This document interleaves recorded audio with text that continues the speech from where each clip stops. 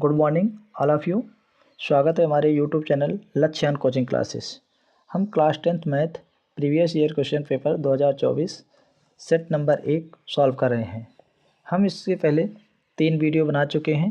यदि आप 3 वीडियो नहीं देखे हैं तो आप कृपया उसे प्लेलिस्ट से देख लीजिए। और यह हम आपको बताना चाहते हैं, यह वीडियो तभी आपके लिए उपयोगी होगा जब आप पूरा मैथ के कॉन्सेप्ट के क्लियर कर चुके होंगे, तभी ये वीडियो होगा। यदि आपका कॉन्सेप्ट क्लियर नहीं है तो आप इसके लिए पहले आप क्लियर कर लीजिए, तब आप ये वीडियो देखिए। और उन सभी के लिए जो अभी तक अपना कॉन्सेप्ट क्लियर नहीं कर पाए हैं, तो हम आपके लिए लाए हैं मिशन 2025, जिसमें हम आपको 30 दिन में पूरा कंप्लीट मैथ रिवीजन करेंगे। आप इस सेशन से ज़रूर जुड़िए। हाँ, ये आपके लिए बहुत ही उपयोगी होगा।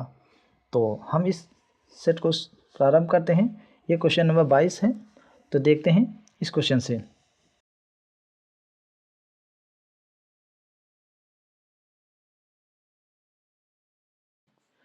तो L M parallel to C B and L N parallel to C D हो तो सिद्ध कीजिए कि A M upon B M बराबर A N upon D N.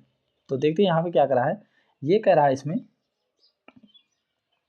कह रहा है L M parallel to B C, यानी कि ये वाली लाइन इसके पैरेलल है बी सी के, और एल एन पैरेलल टू, और ये वाली लाइन पैरेलल है किसके, सी डी के।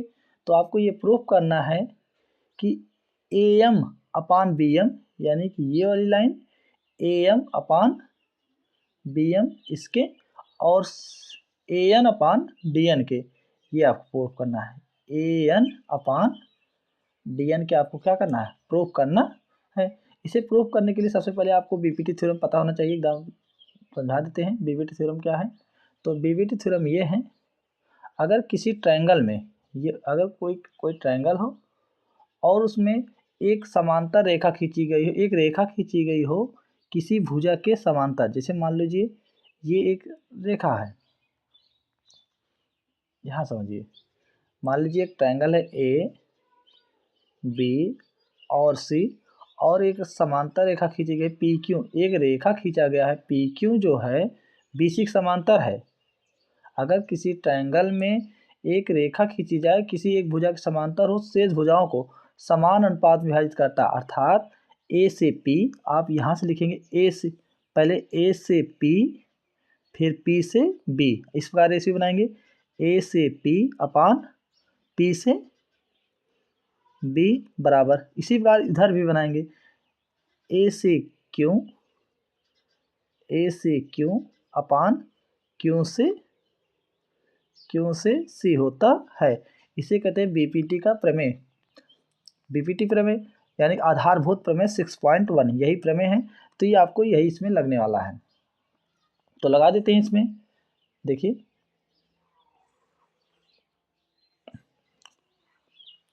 अब देखिएगा इसमें क्या है, इन ट्रायंगल, पहले तो आपको क्या कर लिखना है, कैसे लिखेंगे, पहले ज्ञात है, आप लिखेंगे ज्ञात है। क्या क्या आपको ज्ञात है, आपको ज्ञात है यहाँ से L M parallel to C B, L N parallel to C D, आपको ज्ञात है एल एम पैरेलल है किसके, सी बी, और क्या ज्ञात है L N parallel to C D, ये आपको ज्ञात है। और सिद्ध करना है आपको, क्या आपको ज्ञात है और सिद्ध करना है, सिद्ध करना है, सिद्ध करना है। हमें क्या सिद्ध करना है, सिद्ध करना है A M upon B M, A M upon B M बराबर ए एन अपान किसके, डी एन के, ये आपको सिद्ध करना है। तो हम लिखेंगे उपपत्ति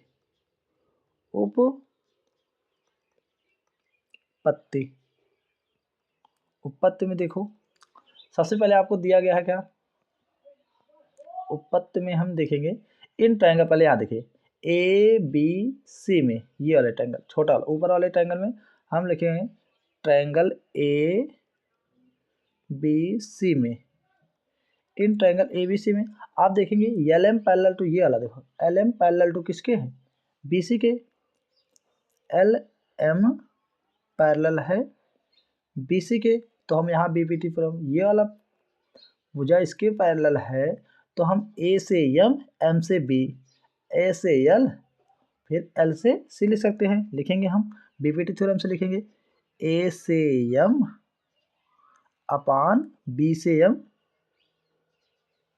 ए से एम से बी, एम से बी बराबर ए से एल अपान एल से सी। इक्वेशन नंबर कितना हो जाएगा, इक्वेशन नंबर 1।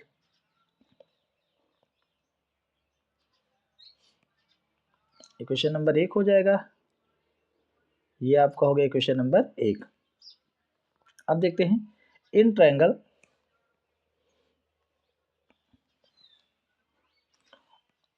अब आप लगा दीजिए ट्रायंगल, यहां देखिए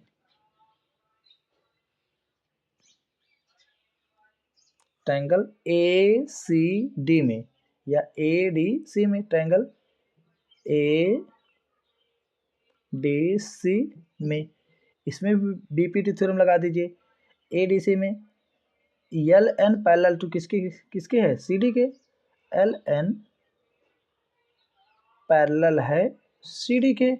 अगर L N parallel to C D के है तो हम लिखेंगे ए से एन, एन से डी, बीपीटी थ्योरम लगा दीजिए, ए से एन अपान एन से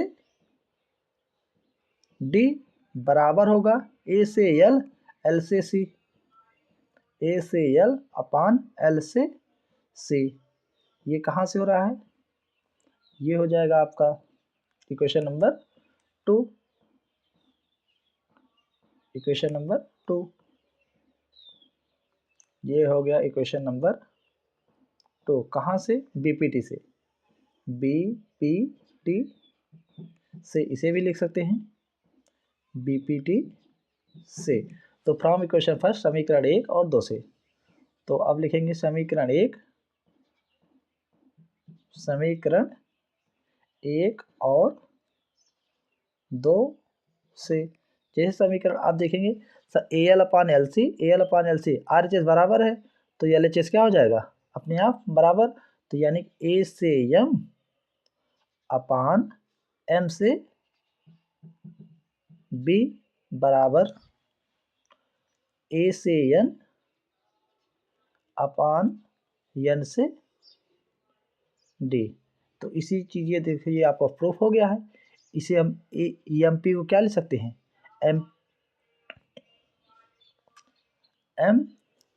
ये पी नहीं एम बी है, एम बी को क्या लिख सकते हैं, बी एम लिख सकते हैं। ये आपका हो जाएगा ए से एम अपान बी से एम बराबर ए से एन अपान बी एम क्या लिख सकते हैं, एम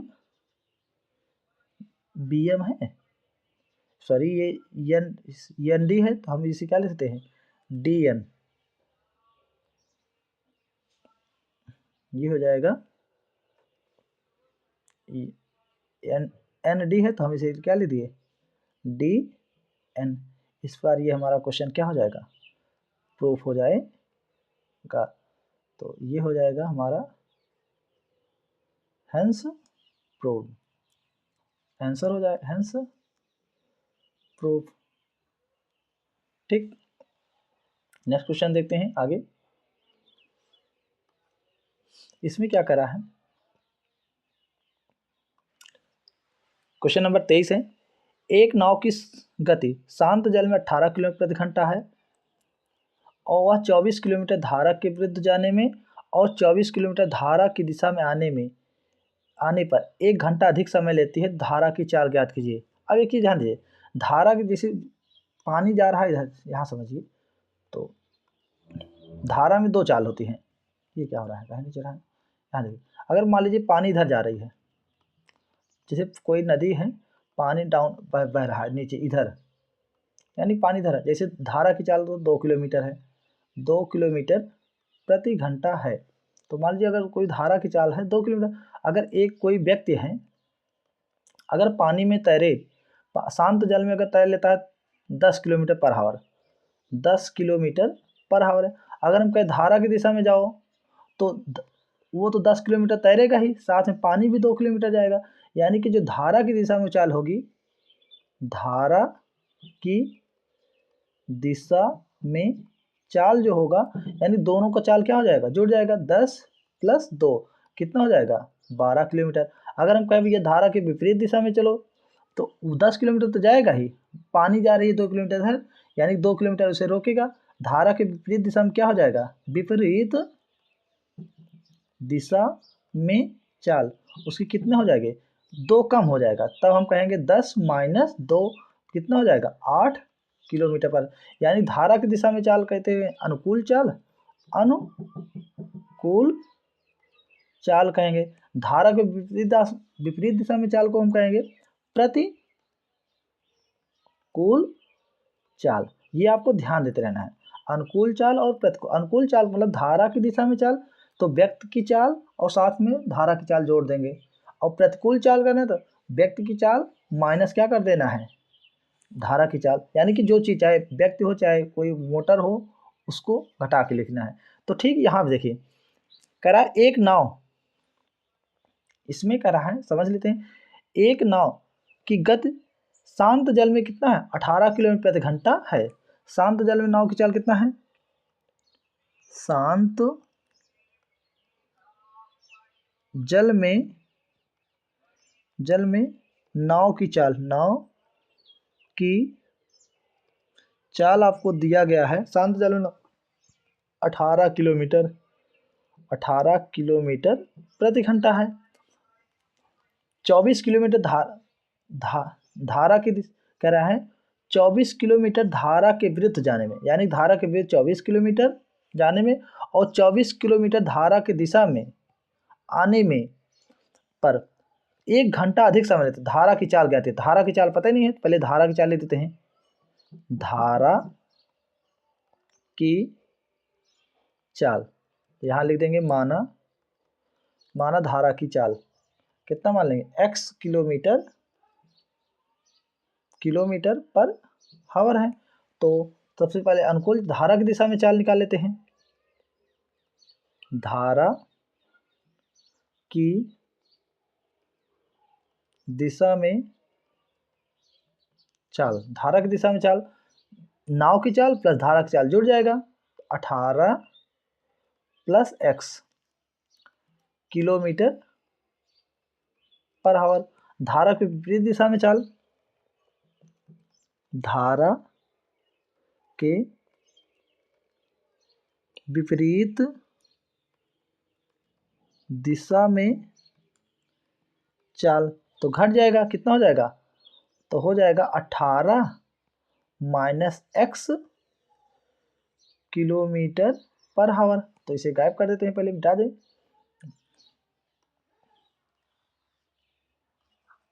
तो ये हो जाएगा, इसे हटा देते हैं। तो समझ गए होंगे। अब आप देखिए प्रश्नानुसार, प्रश्न में क्या कह रहा है, तो वह 24 किलोमीटर धारा के विरुद्ध जाने में, यानी कि धारा के विरुद्ध जाने में और 24 किलोमीटर धारा की दिशा में आने में पर 1 घंटा अधिक समय लेता है। इसका मतलब है प्रश्नानुसार, पहले यहाँ समझिए, प्रश्नानुसार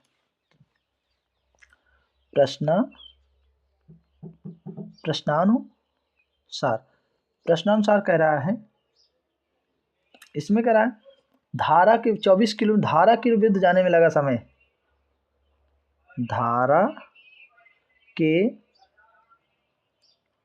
विरुद्ध जाने में लगा समय, जाने में लगा समय बराबर है धारा की दिशा में जाने लगे समय से 1 घंटा अधिक है। धारा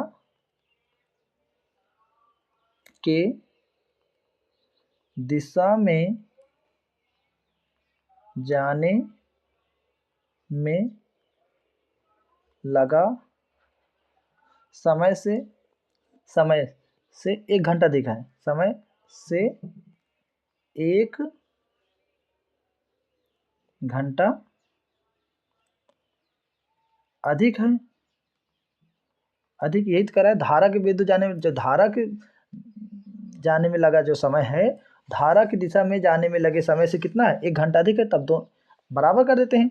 तो अब हमें पता है समय बराबर क्या होता है, कितना समय बराबर होता है, आपको दूरी दिया गया है, दूरी भैया ऊपर दिया गया है, दूरी कितना है 24 किलोमीटर, हमें जाना है 24 किलोमीटर, यानी 24 किलोमीटर जाने और 24 किलोमीटर आने में कितना समय लगा हमें पता है। समय का सूत्र क्या होता है, यहाँ समझ लीजिए, समय बराबर होता है दूरी बटे चल।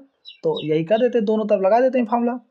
तो क्या हो जाएगा, देखिए दूरी कितना किलोमीटर धारा के विरुद्ध जाने में लगा, धारा के विरुद्ध जाने में समय कितना हो जाए, दूरी बटे चल। दूरी कितना है 24 किलोमीटर, 24 बटे चाल कितना होगा, धारा के विरुद्ध जाने में चाल कितना है 18 माइनस एक्स, ये हो जाएगा 18 माइनस एक्स, बराबर कर देते हैं। धारा की दिशा में जाने में लगा समय निकालने के लिए क्या होता है, दूरी बटे चाल। दूरी कितना भैया 24 किलोमीटर, 24 बटे धारा की दिशा में जाने में लगा चाल कितना है 18 प्लस एक्स, 18 प्लस एक्स, और कितना घंटा अधिक है 1 घंटा अधिक, तो 1 प्लस 1 ऐड कर दीजिए। अब ये हमारा है क्वेश्चन। अब हम क्या करेंगे, अंश आपको पूरा उठा लेंगे इधर, तो ये इधर आएगा, तो इधर क्या हो जाएगा माइनस। तो यहाँ देखिए, अब कुछ खाली करेंगे जगह, तो यहाँ हो जाएगा आपका,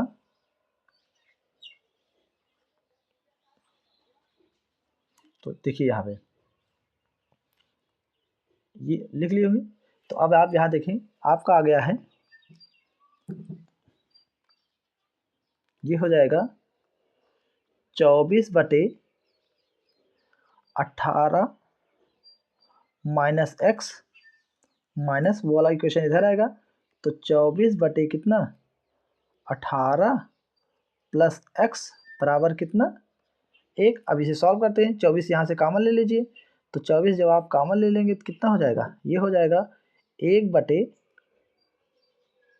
18 माइनस एक्स, माइनस 1 बटे कितना हो रहा है 18 प्लस एक्स, ये कितना हो जाएगा बराबर 1, नहीं तो होगा। अब ये देखिए, तो ये हो जाएगा 24, ये हो जाएगा 24, ये वाला क्रॉस मल्टीप्लाई करिए, तिर्यक गुणा 18 प्लस एक्स इधर जाएगा, ये हो जाएगा 18 प्लस एक्स, बीच में माइनस, ये इधर जाएगा 18 माइनस एक्स, ये ब्रैकेट में है, तो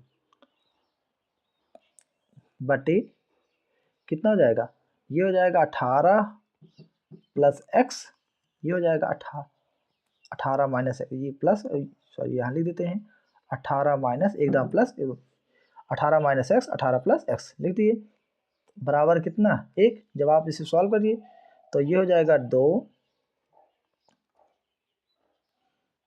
24 है यहाँ पे 24, 18 प्लस ब्रैकेट ओपन करिए, तो ये हो जाएगा 18 प्लस एक्स, बीच में माइनस है, माइनस जब ओपन होगा तो ये प्लस हो जाएगा 18 प्लस एक्स बटे, यहाँ देखिए ए प्लस बी, ए माइनस बी का फॉर्मूला बन जाएगा ए स्क्वायर माइनस बी स्क्वायर, तो ये हो जाएगा 18 का स्क्वायर माइनस एक्स स्क्वायर, ए प्लस बी, ए माइनस बी फॉर्मूला लग गया, ए स्क्वायर माइनस बी स्क्वायर बराबर कितना हो जाएगा 1। तो ये हो जाएगा 18 से 18 ये कैंसिल हो जाएंगे, 18 प्लस में है ये माइनस कैंसिल, तो ये हो जाएगा 24, तो x प्लस एक्स कितना 2x बटे 18 में 324, 324 माइनस एक्स स्क्वायर बराबर कितना 1। 24 का मल्टीप्लाई अंदर कर देते हैं, 24 दूना 48 हो जाएगा, 24 दूना 48 एक्स अपान कितना 48 एक्स बराबर, अब इसको उधर पूरा भेद ये वाला 324 माइनस एक्स स्क्वायर इधर आएगा, ये बराबर हो जाएगा कितना 324 माइनस एक्स स्क्वायर। अब हम क्या करते हैं, एक्स स्क्वायर को इधर उठा लेते हैं सबको, तो ये हो जाएगा, यहाँ देखिए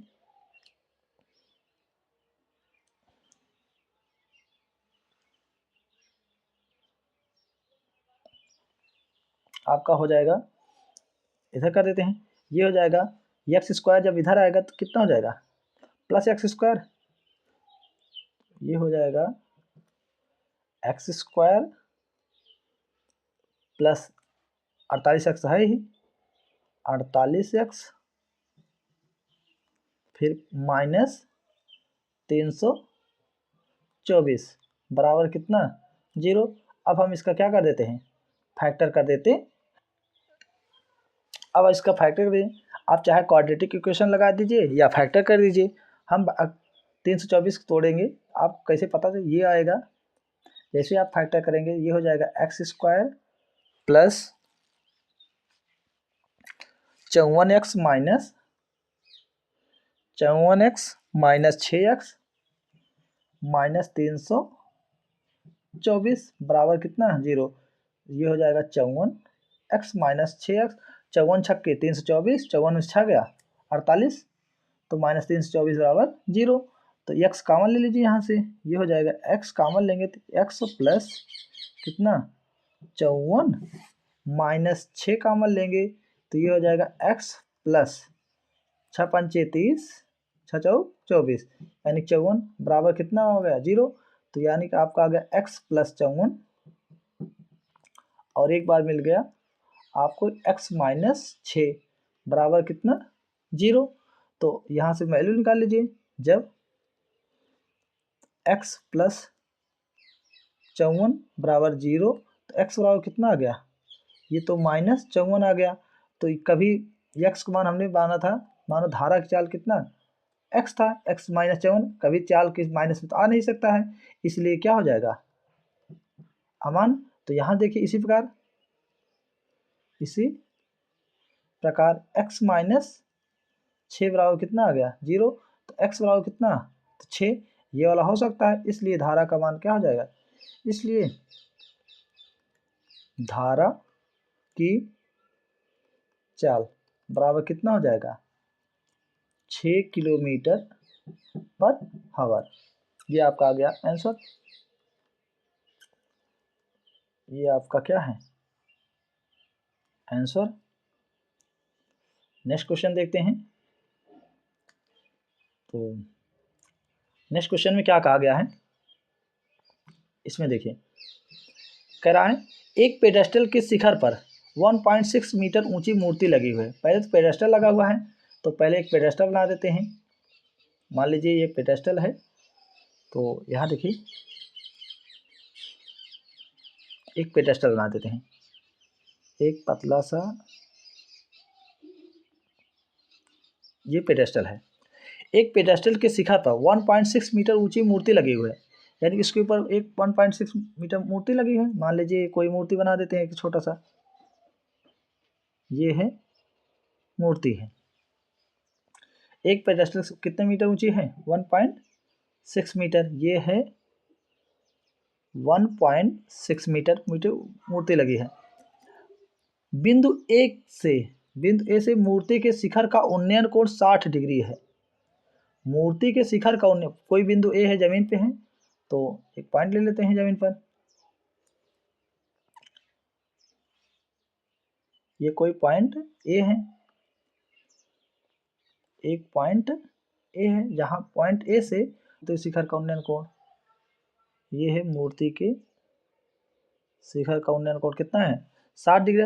और उसी बिंदु से पेडेस्टल के शिखर का उन्नयन कोण कितना है 45 डिग्री। यहाँ पेडेस्टल शिखर, उसी बिंदु से पेडेस्टल के शिखर का उन्नयन कोण कितना है, ये है पेडेस्टल के शिखर का उन्नयन कोण कितना है 45 डिग्री है। तो पेडेस्टल की ऊंचाई ज्ञात कीजिए।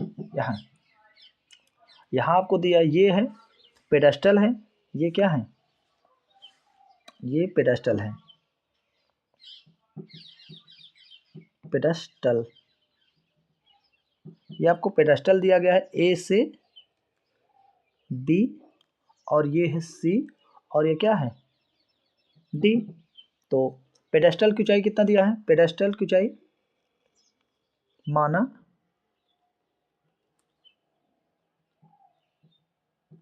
पेडेस्टल की ऊंचाई आपको पता नहीं है, पेडेस्टल की ऊंचाई ए बी है, ए से बी, इसको मान लेते हैं कितना है एच मीटर है। मूर्ति की ऊंचाई, मूर्ति की ऊंचाई, मूर्ति की ऊंचाई कितना है, ए से डी है, ए से डी आपको दिया गया है कितना 1.6 मीटर दिया गया है। और उसका यानी कि और यहाँ पर कोण दिया गया है, मूर्ति के शिखर का उन्नयन कोण कितना है, मूर्ति के शिखर का उन्नयन कोण 60 डिग्री और इसका पेडेस्टल के शिखर का उन्नयन कोण कितना है 45 डिग्री। तो ये ध्यान दीजिएगा। तो अब आपको जब भी इस प्रकार के सवाल आए तो आपको दो ट्रायंगल बन रहा हो, आप देखें कि दोनों ट्रायंगल में कौन सा साइड कॉमन है। अगर आप ये नहीं, जैसे मान लो एक ट्रायंगल एक बना है ए बी सी और एक ट्रायंगल बन रहा है डी बी सी, इन दोनों ट्रायंगल में कौन सा साइड कॉमन है, आप देखेंगे बी सी। तो अब हम जब दो ट्रायंगल बनेंगे तो आपको दो साइड, एक साइड कॉमन हो वही साइड निकालिए, अपने आप क्या हो जाएगा ये आ जाएगा। देखिए सबसे पहले क्या करेंगे, इन ट्रायंगल तो ए बी सी में, ए बी सी में तो लगा दीजिए ए बी सी में। तो यहाँ पे पेडेस्टल तो tan कितना degree, tan 45 degree, tan 45 degree और लंब बटे आधार होता है, तो लंब कितना है ए बी बटे आधार कितना बी सी, यही तो है। तो ए बी का मान पेडेस्टल की ऊंचाई कितना माने हो tan 45 मान 1 बराबर ए बी का मान कितना है, ए बी का मान तो ए बी का मान कितना माने हो ऊंचाई एच है, एच मान लेते हैं बटे बी सी कुछ नहीं पता है तो बी सी से लिखा रहने देते, ये वाला इधर जाएगा बी सी, तो बी सी बराबर कितना आ गया, बी सी बराबर एच, एक तो ये बन गया। नेक्स्ट देखिए अब दूसरा ट्रायंगल देखिए क्या बन रहा है, इन ट्रायंगल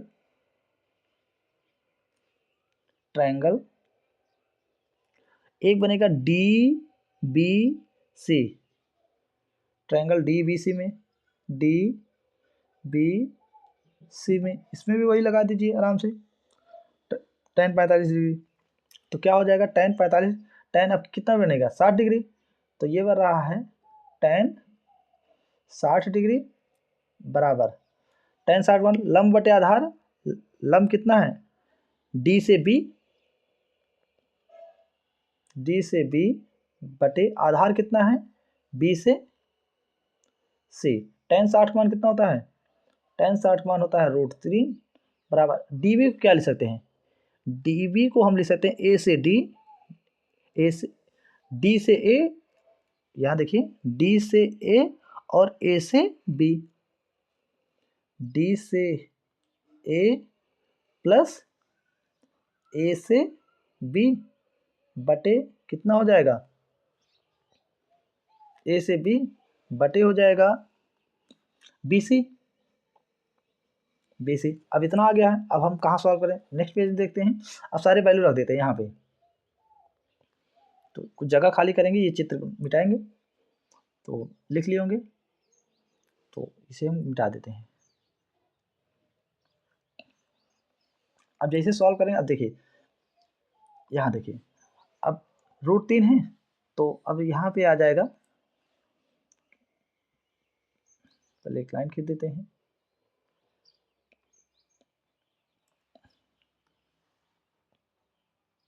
इधर, तो अब आप देखेंगे √3 इधर आएगा, पहले तो √3 लिख देते हैं, ये है आपका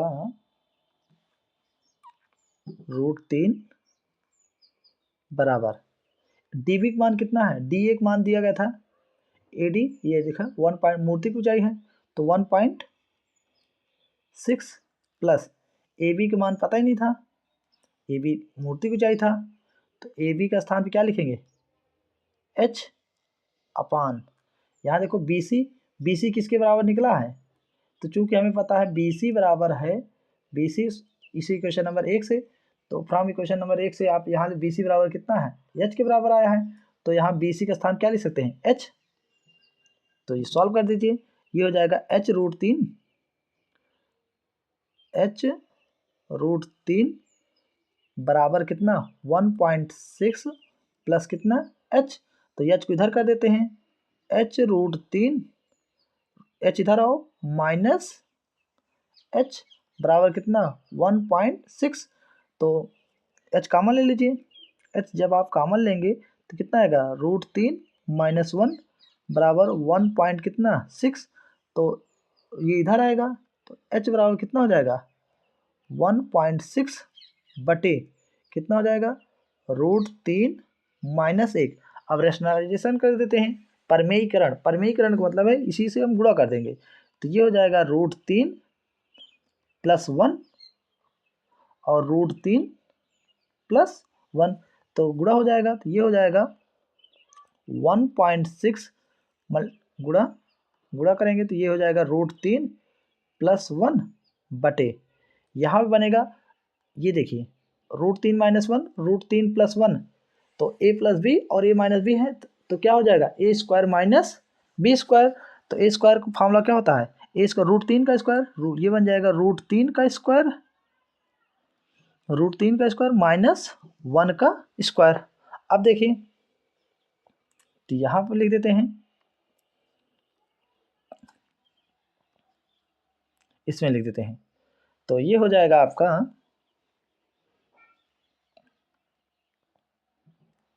तो इसमें बचेगा तो 1.6 तो ये है √3 प्लस 1 अपान, देखिए √3 का स्क्वायर 3 माइनस 1, 3 में से 1 गया 2, तो ये हो जाएगा 1.6 √3 प्लस 1 बटे कितना 2 से काटिए 2 8 16 0 पॉइंट कितना आया 8, ये आपका आ गया 0.8 √3 प्लस 1, ये तुम्हारा क्या आ जाएगा आंसर, यानी कि पेडेस्टल की ऊंचाई 0.8 √3 प्लस 1। चाहे आप इसके आगे भी सॉल्व कर सकते हैं √3 का मान रख के, लेकिन आपके आंसर में यही दिया गया है, तो हम आगे देखते हैं।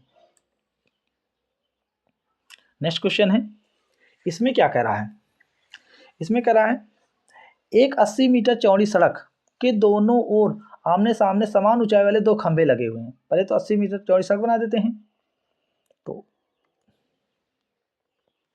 80 मीटर चौड़ी सड़क, ये 80 मीटर चौड़ी सड़क हो गया है, और आमने सामने समान ऊंचाई वाले 2 खंभे लगे हुए हैं। मान लेते हैं ये 2 खंभे हैं समान ऊंचाई के,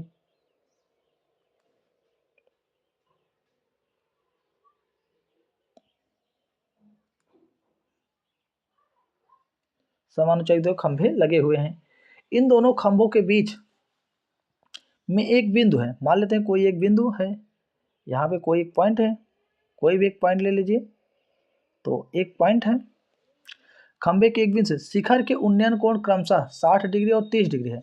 एक जगह 60 डिग्री और जगह क्या है, एक खंभे के शिखर का उन्नयन कोण 60 डिग्री और 30 डिग्री है, बना देते हैं। तो यहाँ देखिए एक करा 60 डिग्री और एक क्या है 30 डिग्री, ये हो जाएगा 60 डिग्री मान लेते हैं, ये 60 डिग्री और ये वाला कितना डिग्री है 30 डिग्री है। तो खंभे की ऊंचाई और खंभे के बीच की दूरी ज्ञात कीजिए, तो ये खंभे के बीच दूरी कितना है 80 मीटर, मान लेते हैं ये 80 मीटर, पूरा तो 80 मीटर दिया गया है खंभे की दूरी, ये 80 मीटर है, एक दूरी कितना मानेंगे x, यानी कि यहाँ से लेकर यहाँ तक इस बिंदु से इस बिंदु के बीच दूरी कितना मान लेते हैं x, तो ये वाला कितना हो जाएगा 80 माइनस एक्स, यही तो होगा।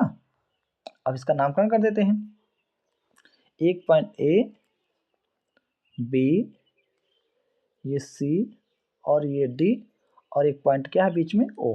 ठीक, तो दो खंभे कह रहा है खंभे की ऊंचाई ज्ञात कीजिए। खंभे की ऊंचाई कितना मान लेते हैं एच, तो बस लगा देते हैं, दो ट्रायंगल बन रहे हैं। अब देखिए जो जो जो लिखा है पहले आप लिख दीजिए।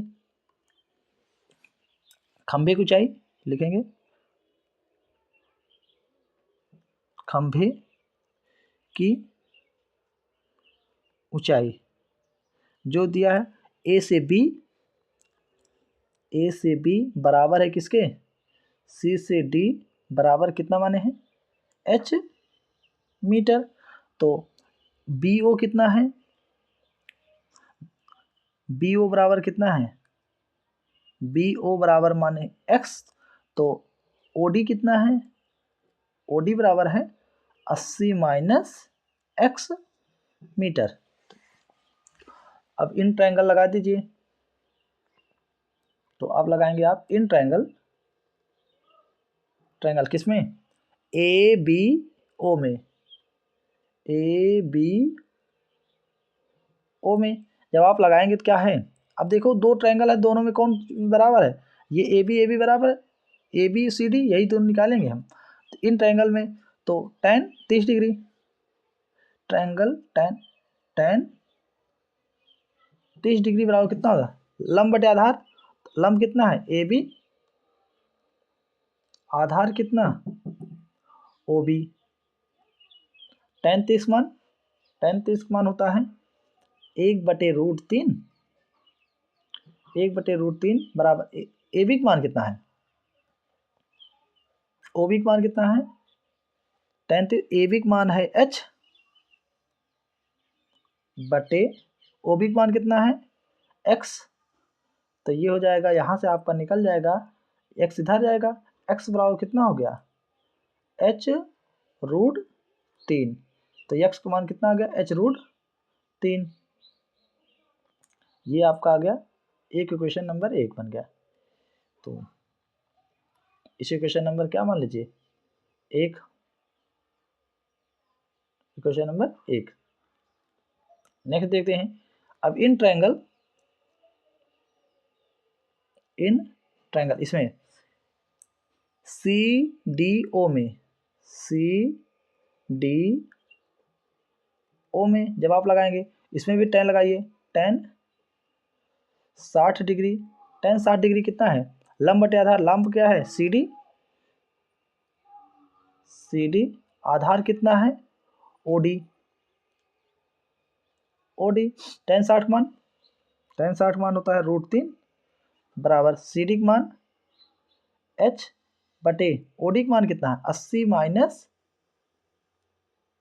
x। अब इसे सॉल्व कर दीजिए, ये इधर आएगा √3, ये हो जाएगा 80 माइनस x बराबर कितना h।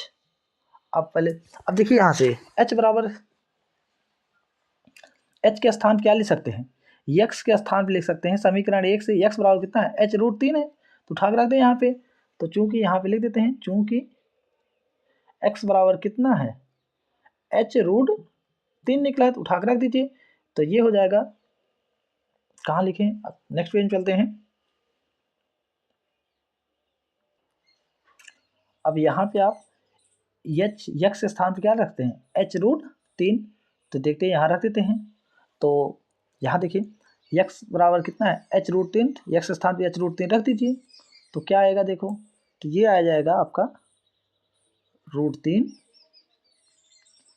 चेंज करते हैं √3, ये हो जाएगा √3, 80 माइनस x स्थान क्या रखेंगे h√3 बराबर कितना है h, सॉल्व कर दीजिए 80√3, ये हो जाएगा 80√3 माइनस √3 का गुणा √3 से कितना हो जाएगा 3h बराबर कितना h, तो 3h इधर आओ तो ये प्लस हो जाएगा, तो 80√3 बराबर कितना हो जाएगा h plus 3h, 3h plus h कितना 4h बराबर कितना हो जाएगा 80√3।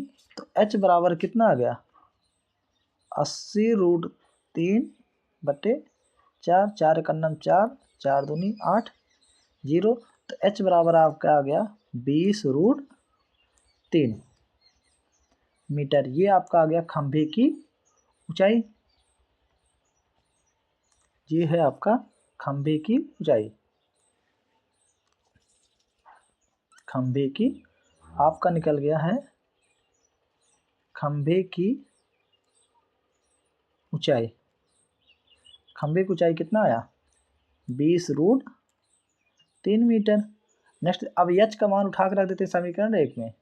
यहाँ देखिए, तो यहाँ पे समीकरण 1 बना है, x बराबर कितना है h√3।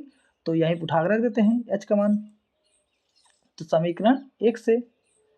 तो अब आप लिखेंगे तो समीकरण 1 से, तो यहाँ पे आप लिखेंगे समीकरण 1 से। समीकरण 1 से x बराबर कितना था h√3, यही तो था। तो h के मान के h के स्थान क्या रखेंगे 20√3। तो x बराबर कितना हो जाएगा तो 20√3, 20√3 इंटू √3, √3 का गुणा √3 से तो कितना आ जाएगा 3। तो x बराबर कितना तो 20 गुणे √3 ये हो जाएगा 3। तो x बराबर कितना हो गया x बराबर हो जाएगा 20×3 60। ये आपका x बराबर कितना आया 60। खंभे के बीच दूरी यहाँ समझिए, यहाँ पे एक था x बराबर ये आ गया कितना, तो ये हो जाएगा अगर आपका 60। एक खंभे के बीच दूरी एक 60 हो जाएगा, तो 80 - 60, तो एक हो जाएगा 80 - 60 कितना हो जाएगा तो 20। खंभे के बीच दूरी कितना हो जाएगा एक 60 और एक 20। तो हम लिख देंगे यहाँ पे खंभे के बीच दूरी, यहाँ से लिख देंगे खंभे के बीच दूरी, खंभे के बीच दूरी कितना हो जाएगा, एक है x बराबर 60 और एक है 80 - 60, तो कितना हो जाएगा 20 मीटर। ये तुम्हारा क्या हो जाएगा ये मीटर में है, मीटर में आंसर आपका हो जाएगा। तो नेक्स्ट क्वेश्चन देखते हैं। नेक्स्ट क्वेश्चन हमारा क्या कर रहा है, क्वेश्चन नंबर 25 है। इसमें क्या कहा गया है, इसमें यह कह रहा है एक जूस बेचने वाला अपने ग्राहकों को दिए गए आकार के गिलास से जूस देता है। बेलनाकार गिलास का आंतरिक व्यास 5 सेंटीमीटर है, परंतु गिलास के निचले आधार तली में एक उभरा हुआ है जिसका उभरा हुआ अर्धगोला है, ये अर्धगोला है, जिससे गिलास की धारिता कम हो जाती है। यदि गिलास की ऊंचाई 10 सेंटीमीटर है तो गिलास की आभासी धारिता तथा वास्तविक धारिता ज्ञात कीजिए। तो पहले यहाँ समझिए, ये कह रहा है एक गिलास है, गिलास की ऊंचाई कितना है 10 सेंटीमीटर, ये बेलन के आकार का है। तो आपको दिया गया है पहले तो ये गिलास किसके आकार का है बेलन के आकार का है। बेलन की ऊंचाई कितना है 10 सेंटीमीटर, लिख देते हैं। तो बेलन की ऊंचाई, बेलन की ऊंचाई, बेलन किसके आकार, ये तो गिलास है तो लिख देंगे गिलास यानी कि बेलन। तो गिलास की ऊंचाई कितना है 10 सेंटीमीटर, 10 सेंटीमीटर है। और त्रिज्या व्यास कितना दिया है, और ये कह रहा है बेलनाकार गिलास जिसका आंतरिक व्यास कितना है, व्यास कितना है 5 सेंटीमीटर, और आपको दिया गया है व्यास, व्यास बराबर है 5 सेंटीमीटर। तो रेडियस कितना हो जाएगा 5/2 सेंटीमीटर है। कह रहा है परंतु गिलास के निचले तली एक उभरा हुआ अर्धगोला है। यहाँ देखिए गिलास के तली में क्या है, एक उभरा हुआ अर्धगोला है, अर्धगोला है जिससे गिलास की धारिता कम हो जाती है। यदि गिलास की ऊंचाई 10 सेंटीमीटर तो गिलास की आभासी धारिता, मान लीजिए अगर ये अर्धगोला ना होता तो पूरा ये आएगा, पूरा पानी भरा जाएगा पूरे में, तो यहाँ तक तो भरेगा, तो ये क्या है आभासी आयतन। तो गिलास की आभासी धारिता निकाल लेते हैं। गिलास की आभासी धारिता, गिलास की आभासी धारिता, मान लेते हैं अर्धगोला नहीं है तो ये पूरा मतलब आभास होगा तो पूरा भरा है, तो आभासी धारिता किसके बराबर हो जाएगा, पाई आर स्क्वायर एच के। पाई का मान रख दीजिए, पाई का मान 3.14 गुणे आर का मान कितना 5/2 गुणे 5/2 गुणे एच का मान कितना है 10, तो यहाँ पे रख दीजिए 5 2 1 2 2 पंचे 10, तो ये आपका आ जाएगा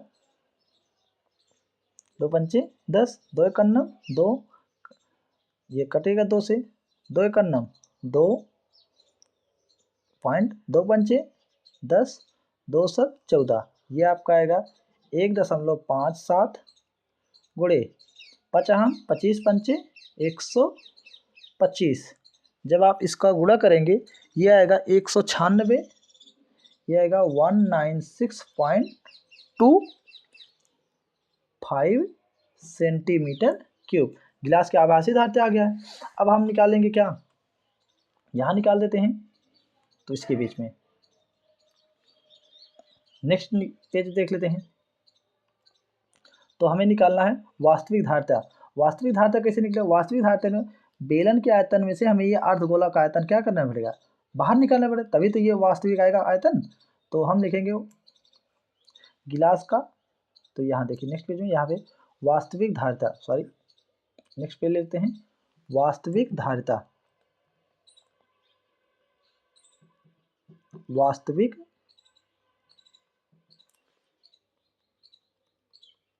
धारिता कैसे निकलेगा, बेलन का आयतन, बेलन का आयतन माइनस अर्धगोले का आयतन, अर्धगोले का आयतन लगा दीजिए। बेलन का आयतन कितना है, बेलन का आयतन होता है, बेलन का आयतन अभी निकाले थे 196, 196.25 माइनस अर्धगोले का आयतन का सूत्र होता है 2/3 पाई आर क्यूब, तो 196.25 माइनस 2/3 पाई का मान 3.14 गुणे आर का मान 5/2 गुणे 5/2 गुणे 5/2, 2 से 2 ये कैंसिल हो गया, 2 से काटिए 2 1 2, ये कैंसिल होगा, 2 1 2 पॉइंट 2 7 14, सॉरी 2 पंचे 10, ये 5 होगा। तो ये थोड़ा हटाते हैं, पहले फिर से लिखते हैं, 2 1 2 पॉइंट 2 पंचे 10, 2 7 14। अब कट नहीं रहा है तो अब इसे लिखेंगे 196.25 बराबर, तो जब आप इसका मल्टीप्लाई 25 पंचे 125, 125 का 1.57 से मल्टीप्लाई करेंगे तो ये आएगा 196.2, ये माइनस है, सॉरी ये माइनस 196.25 बटे कितना आया देखो 3 दूनी 6, इतना आ गया। तो जब आप इसे 6 से डिवाइड करेंगे 196.25 माइनस इसे जब आप डिवाइड करेंगे तो ये आपका आएगा 32 कितना 70, तो 32.70, तो जब आप घटा दीजिए 5 में से 0 गया 5, ये 12 में 7 गया 5, और ये बन जाएगा